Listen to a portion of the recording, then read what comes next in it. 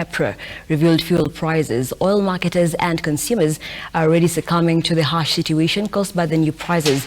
The 9 shillings increase is the highest review in history, with petroleum products prices expected to go up significantly.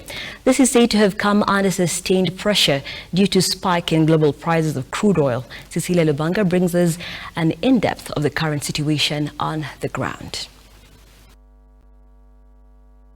5 years, fuel prices have increased by 35%, forcing various sectors in the economy to grapple with the pain at the pump. In the recent review, EPRA has increased fuel prices by once again 9 shillings, and as usual, this normally reflects in the prices of basic commodities. We go into the streets to just find out what the situation is like on the ground. Fuel prices have once again hit a new high on Tuesday. This comes after billions have been sunk in the stabilization fund, setting up the country for a new round of increases in the prices of basic commodities.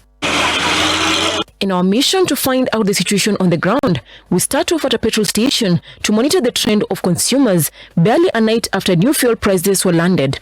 At the station, we meet a dejected taxi driver who states how the business has been a few hours into the mad array day.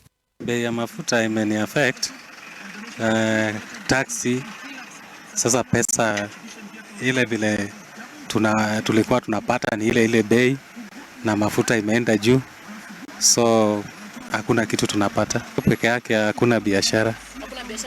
Hakuna biashara nimefanya, imeenda chini kabisa, because watu wanaogopa kupanda gari juu wanajua mafuta imepanda, sasa price iko juu.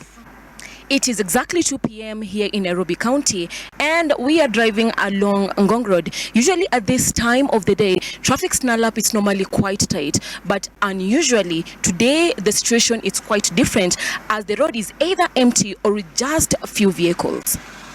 Elsewhere, we meet Kevin stuck in the evening traffic on his way home. Speaking to Look Up TV, Kevin expressed his pain as a motorist, charging his frustration at the government in what he termed as failure to engage citizens on key decisions such as prices of fuel. Vitu zingine zinakuja zinafanyika na watu hawaingizwi in participation. You know, whenever you guys are coming up with something or you want to discuss something, ama you want to decide something, kuna fa watu wanafanya nini, wana participate. Hawa ni mabuda wamekaa mahali chini, wakadiscuss, wakaamua kukama up na bei. Kama hii mafuta inafaa, yani kuwa tu lazima imeongezwa. Si wa discuss na watu na tujue reason ni nini inaongeza mafuta. The new prices are in force until 14th of July. Meanwhile, the situation continues to affect oil marketers and consumers. Niko na watoto wako high school nasomesha, na sasa imekuwa pikipiki imekuwa my partner in business, ambapo chenye napata tunagawana katikati. Peke yake wateja pia wamepungua, ni changamoto tu. The prices have set the stage for further increases in the cost of living at a time inflation has hit a 27-month high. The record prices is set to unleash inflationary pressure on the cost of living as manufacturers of goods, transporters and service providers pass the increased cost of fuel to the consumers. Global crude oil prices have been on sustained rally since the beginning of the year in the wake of the Russian-Ukraine war that sparked supply hitches due to sanctions on Russian oil.